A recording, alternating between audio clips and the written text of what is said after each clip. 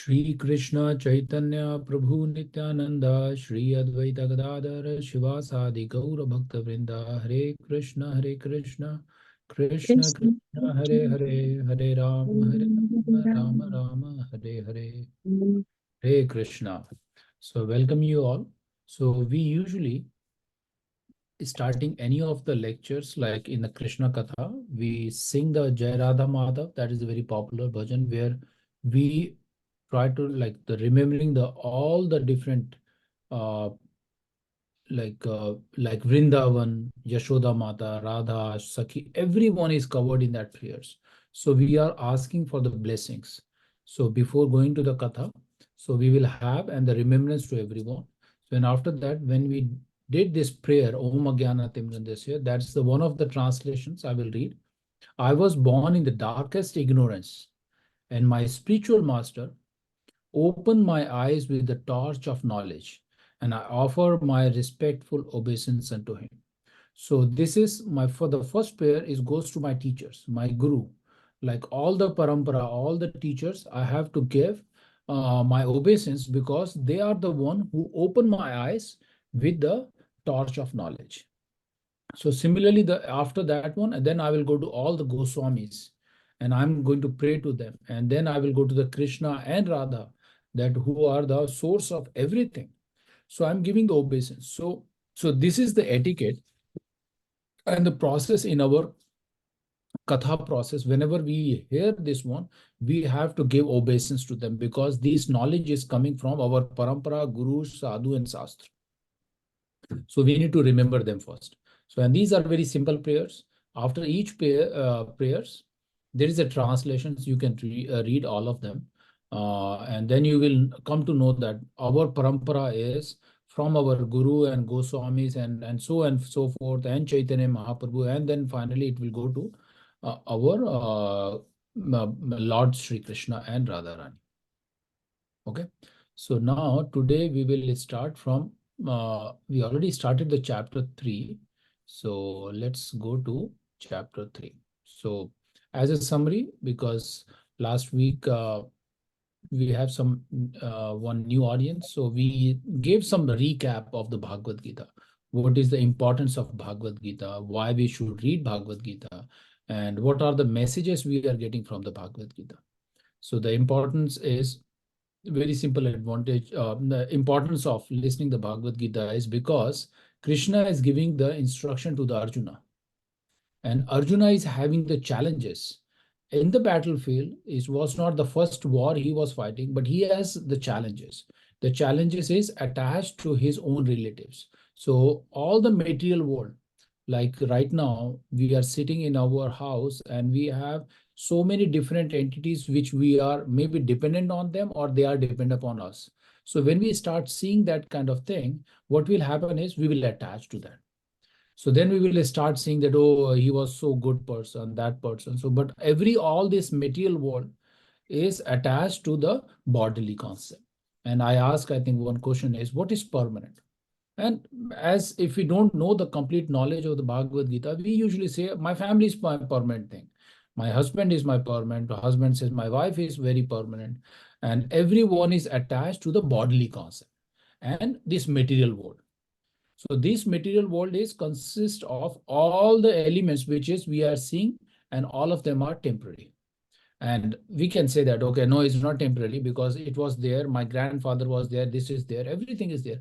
But eventually, when you read the knowledge, get the knowledge from the Bhagavad Gita, Krishna says that these yugas, we have four yugas: Sati Yuga, Treta Yuga, Dwapar Yuga, and Kali Yuga. After that, all the cycle will be happening so many times. Then I will dismantle everything, right? So then I will start again, and then I will assign to the Brahma, and the Brahma will start creating everything. So there is a timeline, but definitely in our lifetime, we won't be able to see that entire dismantle of this entire creations. This entire creations will have some expiry date. So similarly, as we say in our material life, and whoever we are thinking that they are permanent in our activities or in our life, and they are part of our life, they are adding value in my life, but there is some expiry date for that also. as we say, and no one wants that, okay, my parents should go away. But once the time will come, once that age will be done, right? So they have to leave this body, and part of their activities and the karmas, then they will get the new body. We cannot stop. Yeah, we can try. If they are sick, we will take it to the doctor. We will try. Their life should be, but there is some dedicated, confirmed expiry date is assigned for everyone. When that date will come, I have to leave, right? So when that happens, then what Bhagavad Gita says, that the person who are very sober, very intelligent, who knows this knowledge, he is not going to be bewildered. Bewildered means we know that this is going to come, right? And there is no guarantee that my parents will leave first than me. Sometimes it happens the kids are leaving and the parents are still there, because my expiry date was sooner than theirs. So as part of the understanding from this chapter now, as a part of the karma, then Krishna is trying to explain to Arjuna that you have to understand your job responsibilities. What is your job responsibilities, right? So it's mentioned in the we are going to read each shlokas, and I'm going to discuss about some of the key concept of what the Prabhupada and Acharya is talking about our karmas, and what is the best perfections, what kind of yagna we have to perform as part of my job responsibilities, so that I will reach to the higher perfections. That's what the Krishna is like trying from the basic concept, and then he is going in the further detail. This is what you should do. And then the further chapter, he was saying that what are the practical examples? And we discussed in our previous classes, we read a lot of theoretical thing. Until you will do the practical, you are not going to completely realize that, okay, what Krishna is saying. So Krishna is not talking about the philosophical knowledge. And then eventually he says that you have to do this. That activity is so important in our day-to-day life also. And he's giving those prescription, right? If someone is sick in our family, uh, uh, we take him to the doctor, right? And based on his symptoms and all the conditions, the doctor will prescribe. Sometimes he prescribe that you have to go through the further tests, and he will, based on the test, then he will get the more symptoms. Okay, this is what the problem is. And then he will prescribe some medicines, right? And based on the medicine, and he will give, okay, you have to take 2 times a day, 3 times a day, this number of tablet, all the different colorful things. And then when you get it and come back to home, then you cannot say that, oh, I think I'm going to take only these red color pills, or I'm not going to take these white color pills. You cannot say that one. This is the prescribed. If you want to recover and get better soon, then you have to do that prescriptions very seriously. So similarly, in our Bhagavad Gita, to make our life to the highest perfections, what we have to do take is all the messages from the Krishna and the Acharya, what they are saying, we have to take that message as it is if we want to reach to that level. And similar to the doctor concept is the patient, you can take some, or after one day you will be perfectly fine. Then you will say, I don't want to complete this course. You can escape it. So what is the result is after 2 days, then you will become the same sick person. Correct. So our part is when the doctor will describe this is the 7 days course, 10 days course, some of the like there's a lot of things. We know that we all went through the same phase. And once we will have those prescriptions, we have to take and exactly follow the instructions what is given in that bottle. Okay, twice a day with the mouth, with the water, before meal or after meal, right? There are a lot of instructions. Similarly, in the Bhagavad Gita also, this is our like a manual. This is the guide for our life to reach to that level at the highest perfections, where we are only seeing the happiness. There is no duality like sometimes happiness, sometimes sorrow. So once we will start seeing that one, then the life will become perfect. So with that, so I was just touching on some of the karma thing, and what are the prescriptions and how to reach to the highest level. So we read some of the, I think, up to the shloka number 4. So we will start reading the shloka number 5 from the Bhagavad Gita. So if you have Bhagavad Gita book, open the chapter 3 and shloka number 5th. I'm going to read only the translation, and I will start talking that what the Prabhupada is going to say. So in the chapter 3, shloka number 5, it says at text 5, everyone is forced to act helplessly according to the quality he acquired from the mode of material nature. Therefore, no one can refrain from doing something, not even for a moment. So in this, Krishna is trying to say that there are three modes of material nature. What are the three modes is? One is the goodness, which is the topmost activity, and after that is the passion, and the third is the ignorance. We always in the three mode. And three mode is, if you look from the morning hours, that is the sattva gun, which is the Rajasya gun, Satya gun, and Tamo gun. So the Rajasya gun is in the Hindi word, but it's called as the goodness mode. So goodness is, we most of the time, if you read the book, they usually says that whatever the good activity or anything like a puja or chanting or meditation, you should perform at the morning hours. So there is a specific reason that why you should do at the sattva, at the morning hours where the mind is very calm, and this is the good, and you will get the maximum benefit. And the second mode is our passion mode, where you will go to the job or you do the business, and your intention is to earn more money. You always dealing with the things. If I'm going to invest this much, I will get this much. So your that mentality is, and your consciousness, you're always thinking that I want to gain something. You always think you will give some and get some, right? So that is the passionate mode. And the evening is the ignorance mode, where you will done your job, come at the home, you become little bit lethargic, you don't want to do anything, and that time your mind will say is ignore everything. So these three modes Krishna is talking about, that we are bound to these three modes. We are morning.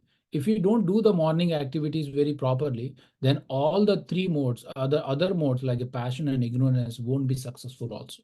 But most of the time, Krishna is saying that can you make that mode of goodness throughout the day? It's possible. Is all depending upon your consciousness, how you want to train your mind. As soon as evening will come, we will say, oh, I don't want to do anything. You don't want to do anything means like you don't want to remember God also. You want to start looking for the things which will please your mind, which will give you the happiness. People go to the bar, they will start going to the parties, and they think that it will give me the enjoyment. But that enjoyment will last until you have, I think the people who are drunkard people, they will be happiness for some hours or maybe for entire night. But the next day they will take the medicines. The enjoyment is there, but again, there is for that action, there is a reaction. So you will have bodily complexions. Some challenges will be there. Then some people, they have other side effects into this body, right? So Krishna says that if you are acquired by the three mode of the things, then we are very much attached. We are very helpless. Now going to the text number 6, one who restrain the sense of actions and but whose mind dwell on the sense objects certainly delude himself and is called a pretender. Very nicely explained there.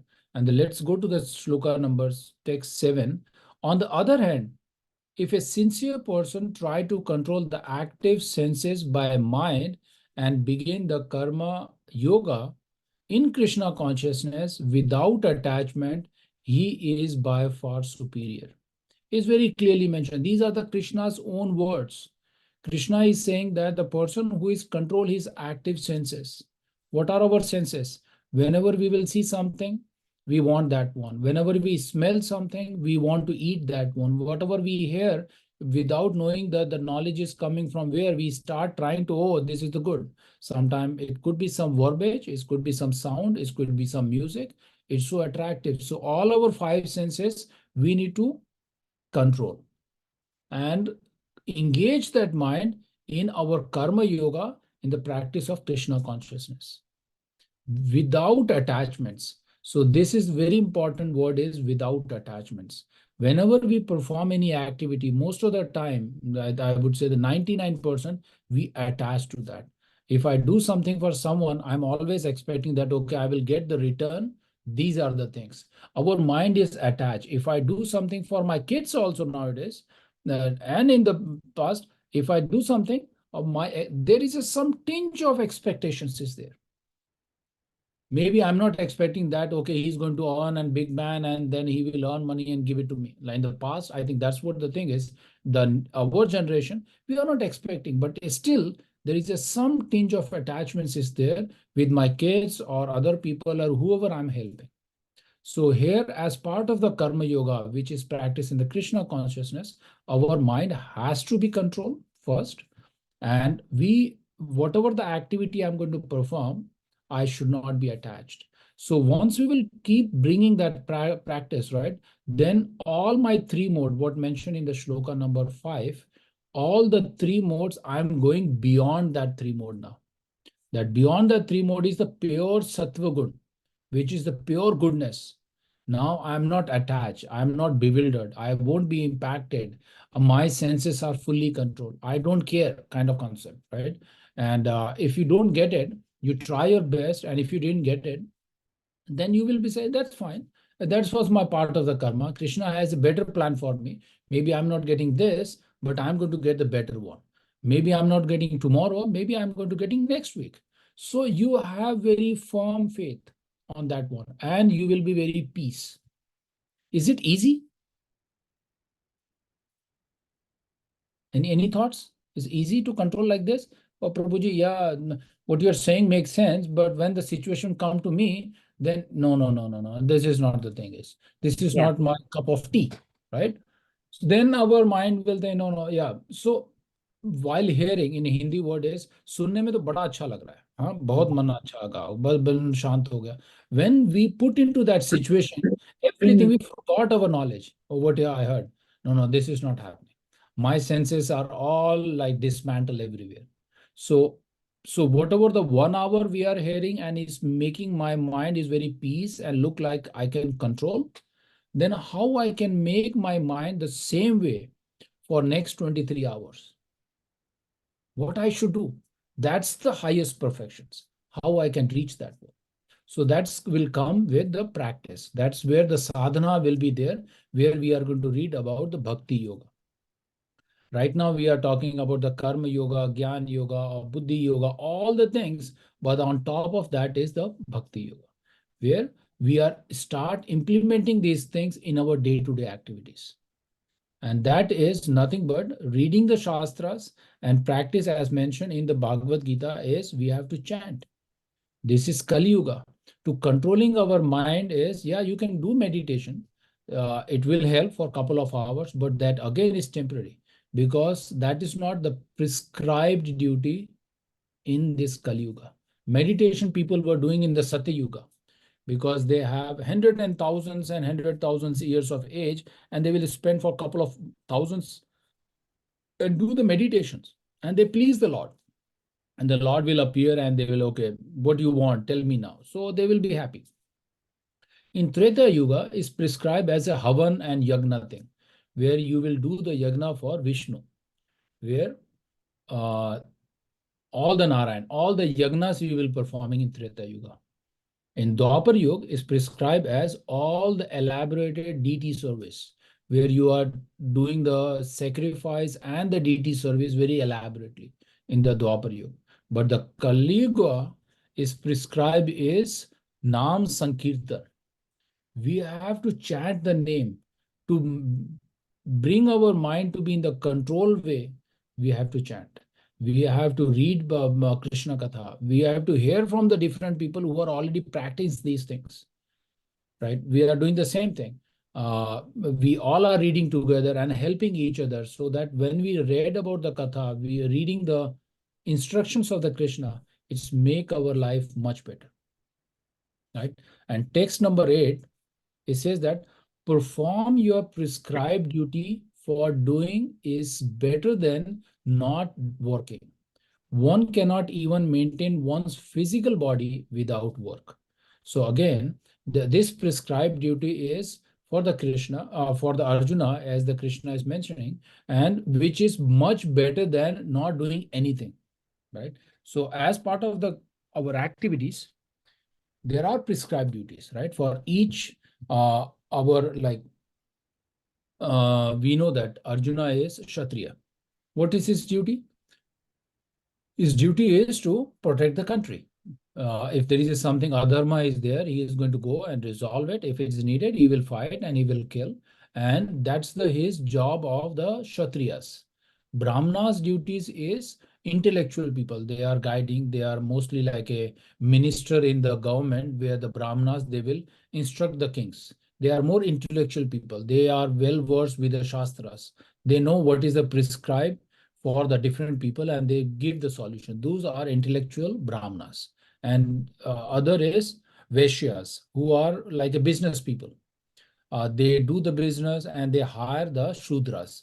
The Shudras is the lower caste who work for all these three people, for the Brahmanas, for the Vaishyas, and for the Kshatriyas. So most of the business people, they will engage the Shudras to give them the work, and based on the work, they will also get the like money for that thing, whatever the work they are doing. At the same time, Brahmana will give the knowledge to all the three categories. So where we stand in this, four of them, Brahmanas, Kshatriya, Vaishyas, and Shudras, who we are. You can unmute and tell the answer. Shudra. We are Shudras. That's absolutely right. But it's listening to that Shudra word. Oh, no, no, no, no, no. I am born in Brahmana family. What you are talking about? So I am Brahmana, right? So with the name and the title, and based on my birth, and my fathers were Brahman and they used to do this one, this, we are saying that automatically, if I'm born in my doctor's family, it's not going to be I will become a doctor. I have to be qualified. I have to practice as described in our Shastras. Then I will call myself as, oh, I'm a Brahman because I'm following those uh, prescribed instructions and I have those 24 qualities of the Brahmanas. Then I will say, oh, I'm very strongly, oh, I'm a Brahman, right? Then I will Kshatriya. But until you work for someone else for money or for something else, then you called as a Shudras. That is the period. If we agree that one, then it will be easy for us to progress upward. I can make myself as a Brahmanas. I born in the Shudras family, but in the Kali Yuga, as Chaitanya Mahaprabhu says that if you start practicing and following those rules and regulations, then you will elevate yourself to Brahman thing. That's very easy. That's the good part of the Kali Yuga is everything is become so prescribed that if you follow step by step, you will reach to that level. Make sense? So now, shloka number 9. We will do up to 10 and then we will discuss. Shloka 9, work done as a sacrifice for Vishnu has to be performed. Otherwise, work cause bondage in the material world. Therefore, O son of Kunti, perform your prescribed duty for his satisfactions, and in that way, you will always remain free from bondage. So this is one of the very important shlokas, and Prabhupada and more Acharya, they repeatedly telling this shloka, Yagnartha karmano nitra, loko am karma bandhana, tad artham karma kaunteya, mukta sangha samachara. So we should remember this also because it's very, very important shlokas. In this chapter, the shloka number 9, you can mark it down or maybe I have the printout of these, all the important shlokas from the different chapters. So we practice in the previous batch, we used to practice. So what is saying here? Krishna is saying to Arjuna is work done as a sacrifice for Vishnu has to be performed. Otherwise, the work caused the bondage. Why he's saying that work caused the bondage?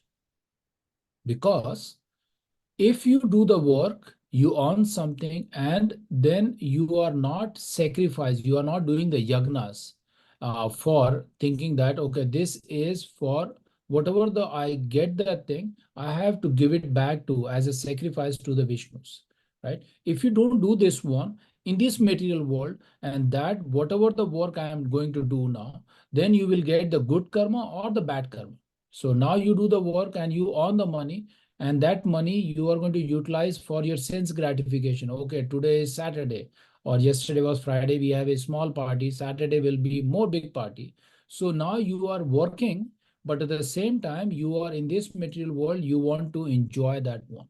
Instead of thinking in the consciousness that this has to perform all my yagnas and all the sense gratification thing has to be done for the Krishna's pleasure, for the Vishnu's thing, right? So we have to practice in the way where our all the activities dovetail towards the Vishnu in the forms of yagnas. He's not saying that you have to do the really that homam or yagnas. The yagna is all my sacrifice. Everything what I'm doing has to be offered to Vishnu, has to go to the Krishna. Like in a simple example, we are saying is whenever we will eat something at the home, right? You cook something and before you eat, we offer to the Lord, right? So when we offer to him, that food become prasadam. And then now we are eating everything, maybe the dal, rice, chapati, sabji, and everything. We are not taking simple sabji. This is become now sanctified, it's become pure, it's like a prasadam. And we offer to him, that is my sacrifice, that is my yagna, which is giving to the Vishnu and to my Lord Sri Krishna, who is clearly mentioned that one. We have to perform. If I don't do this in this material world, what will happen is that work, what I'm doing now, it will start bonding, which will be bondage for this. Then if I'm in the bond to this material world, what will happen? I have to come back again. I have to come back again to suffer. So, but now Krishna is saying that once you start doing your prescribed duty and offer whatever the work you are doing, giving back to the Vishnu, giving back to the Lord Sri Krishna, then everything will be changed and then you will be free from the bondage. Yagnartha karma nitra. So there is no way.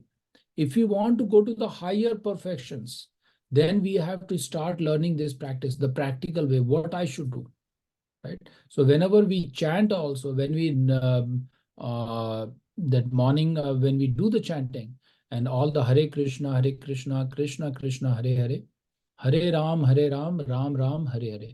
At the time when we practice that Hare Krishna and Hare Rama.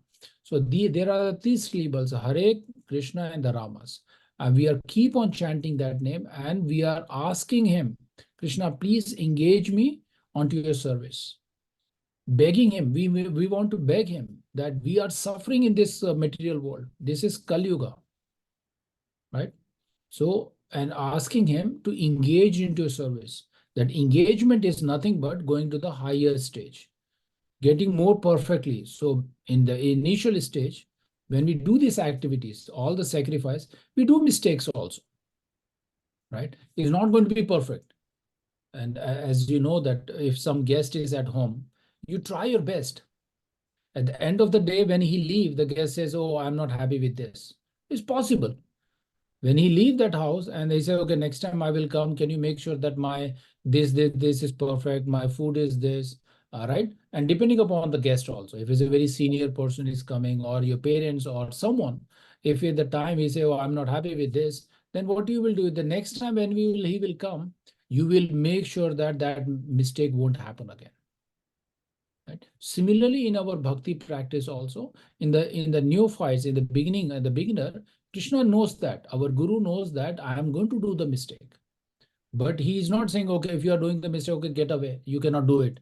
He's never say that one. He said that you are doing the mistake, keep practice. So that you slowly, then you will do the, you will reach to that perfect stage. Right? When we do the chanting also, we do the mistakes. And as the prescribed, when we read katha or when we listen to the katha, most of the time it happens that we are trying to do the multitasking, right? That is the, again aparad. And when we do the chanting, at that time also we should try to focus, completely focus. When you chant that word Hare Krishna is coming out of your mouth, you should be able to hear it. It should not be like a loudspeaker volume. It should be very nice and polite so that you should be able to hear those sound vibrations. Because those word is nothing but the word is the Krishna himself. When you chanting the Hare Krishna Mahamantra, Krishna is saying that I'm dancing on your tongue. I'm so happy. But at the same time, I'm doing this and when chanting, and at the same time, I'm trying to do the multitasking, two or three things. I'm talking to someone, I'm cooking to someone, maybe I'm giving the instruction to someone, and behind my mind, I'm chanting. I'm in my chant, I'm asking Krishna, please come to my reside in my heart. At the same time, my attractions or my focus is on the three different places. Then what will happen? Krishna says that you are calling me, but your the focus is not at me. You are focused on somewhere else, right? So similarly, when we read the Bhagavad Gita, our focus should be very attentive, very focused that when I'm reading the Krishna Katha, I'm inviting him, can you come in your my heart and give me the instructions, right? And I want to always serve you. That kind of things we need to bring. It will come as it happens with everyone when we all were in the school, right? We have the board exams and different kind of exams. Whenever we want to focus and study, we will go and sit at that quiet place where no distractions, and I want to completely give my 100% efforts and attention to that particular topic. And if you really spending like after 3 or 4 hours, you realize that when I'm sure that you all have the same practice, that your mind will be so calm. Your focus is completely on that particular subject. It happens with me and it happens with many of other students. And when they go to the exam, their focus is they know each and every topic. They are not willing to listen to any other things. They want to listen only to that particular topic. Our focus has to be like this. When in the morning hours, when we practice or read or chant, our focus has to be 100%. Without any distractions, we should be focused. And whatever the time, if we do the 1 round or 2 round of the chanting, our focus at least for 20 minutes captures our mind and has to be in there. That's what the Krishna is saying, that whatever the work you are doing, the sacrifice has to perform for Vishnu. If you don't do that one, then what will happen? We are bound to this material world. We are attached to this material world. And this material world is consist of all the fancy thing, all the relatives, all the kids, all the things. Then you bound to that one. But there is no guarantee that the next birth, you will get the same kids, same husband, same parents. You will be getting the different thing. You bound it. Your desire is, I want to attach, and then based on that one, at the time of the death, which is our final exam, the time of the death, you all remember to the kids and the parents and whatever you like it, your mind is keep on telling, oh my gosh, I'm going to miss them. Then Krishna will give you the opportunity. Okay, come back again and enjoy with a different family, right? Which already happened 8.4 million times. You already have 8.4 relatives or birth. Now, fortunately, you got this human form where you can capture and take this knowledge and now take the different directions, take the different steps so that you will go to the higher perfections. Makes sense, right? So this opportunity is again very rare. This is not like, oh, accidentally I met this person. No, these are the arrangements. Krishna is giving me as an arrangement, giving me as a messenger that, okay, can you give this knowledge to these people? And after taking this knowledge, yeah, there is no guarantee. After the couple of weeks, they will say, oh, no, no, I got it now, everything. I'm going to start after 20 years. What is the guarantee that the 20 years you are able to see or hear? What is the guarantee that your mouth will work? You are not able to chant. You are not able to hear properly. There is no guarantee. So whatever the stage we are in now, our body is working. We can talk, we can see, we can hear, we can perform what is prescribed now. There is no guarantee that after 2 days, forget about the 20 years. So this opportunity will come. We have to take the baby step. We do the mistakes. Guarantee we will do the mistakes, but we have to keep learning, right? And if you remember, I think we don't remember our kindergarten stage. When you start writing the A, did you make the A very perfect the first time? No. Kids were then our handwriting was not good, and then our parents gave me that dotted book with the A, right? Can you draw on this dot? Then your handwriting will be improved. Then still that is not working, and then they will show all the different kind of things so that at least I will make A very perfectly. It took time, but we learned it. And then do you remember the 2 plus 2 was 4? It was easy? No. Then finally you So slowly you went to the higher class, your trigonometry, calculus, and this and this and this. You cross everything. You become perfect there. So similarly, in our bhakti process also, we have to practice. We do mistakes. And some people, they will, after 2 or 3 attempts, they become perfect. Some people will take 10 steps, uh, 10 attempts. So nothing wrong, because bhakti will come by practice. It's not going to be like, oh, I learn it 1 hour and I'm done. No. These are what we are discussing is only the philosophical and the theoretical concept, what Krishna wants us to do. Make sense? So let's do the next shloka, number 10 for today. In the beginning of the creations, the Lord of all creatures sent forth generations of men and demigods along with sacrifices for Vishnu, and blessed them by saying, be thou happy by this yagna, sacrifice, because its perform its performance will bestow upon you everything desirable for living happily and achieving liberations. Again, he is confirming, Krishna is confirming here that at the creations of this entire universe, I gave you the men, woman, demigod, and at the same time, I gave you the process how you can sacrifice for the Vishnu. After that one, you will be blessed, and then whatever the performance you will be do, and this is desirable for living happily. So this is very clear, simple method, the way that Krishna is saying that one. I gave you this sacrifice, how you can sacrifice, but over the period, we forgot. We don't remember now. It happens, right? You learn something in the fifth grade. If I'm going to ask fifth grade question, you read it. I know that, oh, I found, but I don't know the answer. So similarly, for many birth, we know that one. This is what the prescribe is. We completely forgot, and we have so many human forms also. Again, we went back to our birth and death life cycle, and so many animals and this or that. Now finally I'm again in the human form. Krishna again giving this opportunity that you should learn this one. You came here for some purpose. As I don't know if I mentioned that one. If we want to be happy, if we want to go to the higher perfections or that liberation thing, we should remember that one. One thing we have to very clearly remember that when you born, how many worth of $1 million you carry at that time? What are the things that belongs to you when you born?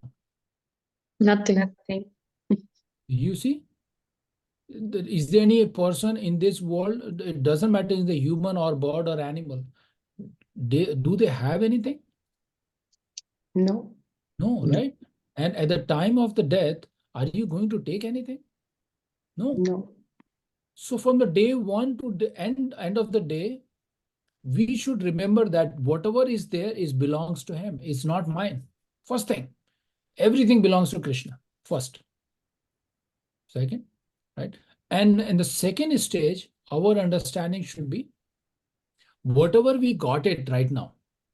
Some people have $1 million, some people have $1,000, some people have house, some people have car, some have nice car, right?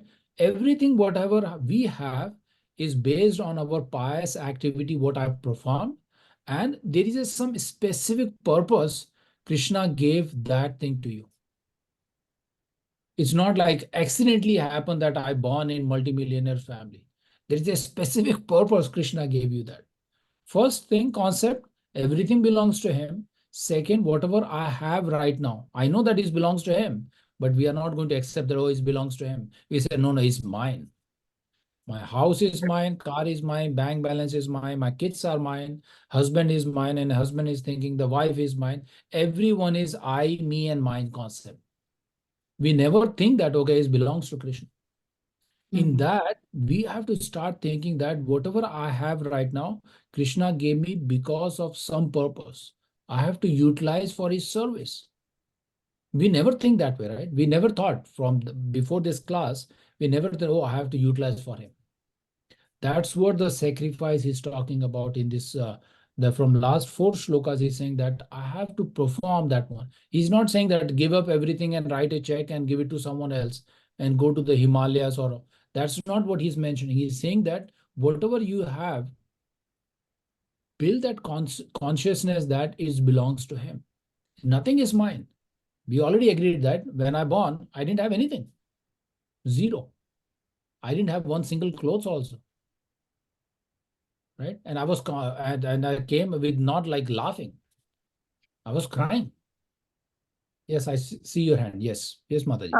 So how do we know? I mean, you said that when you have, say, a house, and you have things, material things, and you said that it is given to you for a specific purpose. How do you know what that purpose is? That's what we are learning now. The purpose is the prescribed duties, so that you can utilize this for higher purpose. That's the higher purpose is like, and in the our Chaitanya Charitamrita, one of the literature by our Kaviraj Swami, he wrote that one, and he is mentioning very clearly that he's prescribing that we should be living in the Mathura or the Tirthistan, yeah, thing. We should dedicate our life and live there and do the service. Is it practically is possible for everyone to go live in Mathura? No. No, right? It is not possible. It's not easy. But at the same time, he's saying that, can you make this house as Mathura? Hmm. Correct. See, can you make this house as Vrindavan? Correct? So now if we start making this house as a Vrindavan and making it a nice temple, offer the daily prasadam to him, thinking that Krishna is always here, and now forget about the house, because this body itself belongs to Krishna. Why don't you think that this body is temple?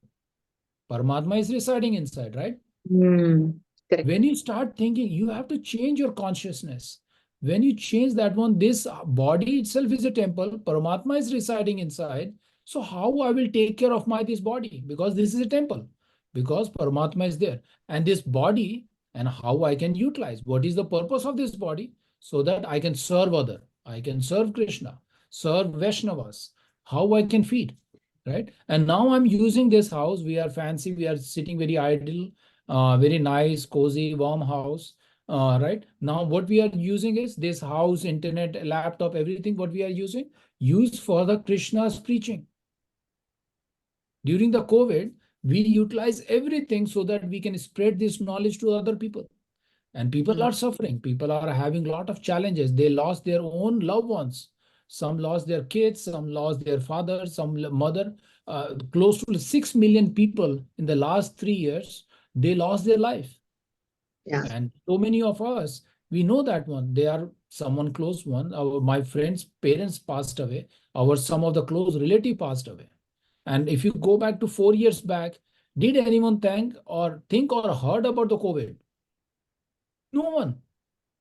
And what is the guarantee that the COVID-19 or COVID-20 will come after 3 years? Or it will directly impact us? So we don't know anything. It's completely like it's a black box. I don't know what is going to happen. So now our purpose is, when we start thinking that this body is temple, this house is Mathura Vrindavan, then how I can utilize this and practice. That is the purpose. He's not saying that, okay, give up your job and go to the mountain and do the things. He's saying that do your activities, do your work, but your performance and sacrifice is for Vishnu, for Krishna. Yeah, we can do that one, right? At the home also we can do. Right. Yesterday we were talking about, when we take the shower, I'm now taking the bath not for my body, I'm washing this temple so that this should be neat and clean, because Paramatma, my Lord, is sitting inside. Wow. You can feel the consciousness, right? We can think that way. But when we take the shower, we will do all the different type of soap and this and shampoo. Okay, this looks good, that, and all the different skin cares and this. And now I'm hearing about the skin care for my kids. Okay, there are the different ointments. We have to do this. They spend 2 hours to do only for the skin care.